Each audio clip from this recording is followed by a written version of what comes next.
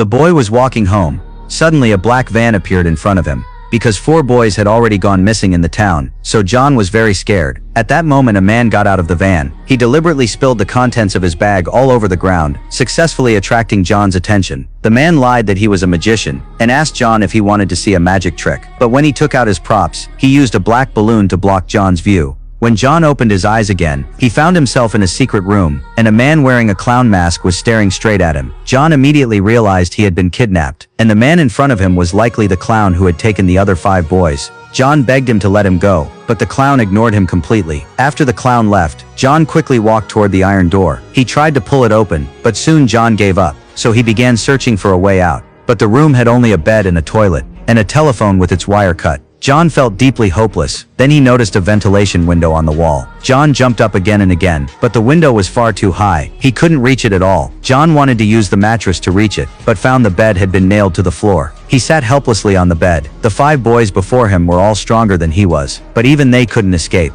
So how could he possibly have a chance? Just as John was sinking into despair, the phone behind him suddenly rang. How could a disconnected phone be ringing? John felt a chill of fear. When he walked over and picked up the phone, there was no sound from the other end. John wondered if he was hallucinating. But later that night he was woken again by the ringing. Half asleep he muttered, "Stop it already." Stop working.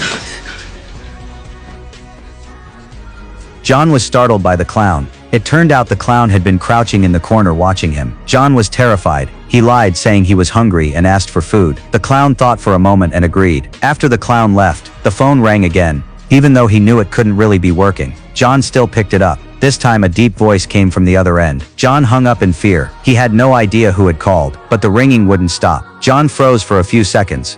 Then he walked toward the phone with determination. Maybe the person on the other end could save him. When John picked up the phone again, he immediately heard a boy's voice. The boy told him not to hang up. John asked who he was, but the boy seemed to have forgotten his own name. But he remembered John, because John was really good at baseball. Hearing that, John suddenly remembered. The boy on the other end was Jack, the first to go missing. After John reminded him, the boy finally remembered his name. Then he told John a secret. Only John could hear the voice through this phone. John asked Jack why he was calling. Jack said there was a muddy spot in the hall, covered by a square floor tile. There he could dig a tunnel to escape. But Jack was caught before finishing it. When John asked, "Do I have enough time?" Jack hung up without answering. Following Jack's instructions, John found the exact tile. He obediently began digging the tunnel. To avoid being caught, he flushed the excess dirt down the toilet, until he was completely exhausted. Then John covered the hole with a rug, and went back to bed. But soon he realized how hard this plan would be. The next morning the clown brought him breakfast, then turned and left. After the clown left, John suddenly realized something. He rushed to check, and sure enough the iron door wasn't locked. John